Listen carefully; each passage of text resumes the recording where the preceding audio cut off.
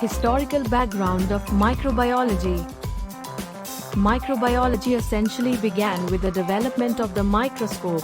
Although others may have seen microbes before him, it was Antonie van Leeuwenhoek, a Dutch draper whose hobby was lens grinding and making microscopes, who was the first to provide proper documentation of his observations.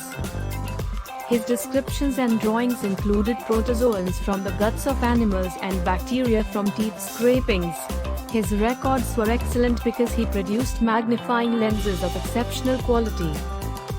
Leeuwenhoek conveyed his findings in a series of letters to the British Royal Society during the mid-1670s. Although his observations stimulated much interest, no one made a serious attempt either to repeat or to extend them. Leeuwenhoek's animalcules, as he called them, thus remained mere oddities of nature to the scientists of his day, and enthusiasm for the study of microbes grew slowly.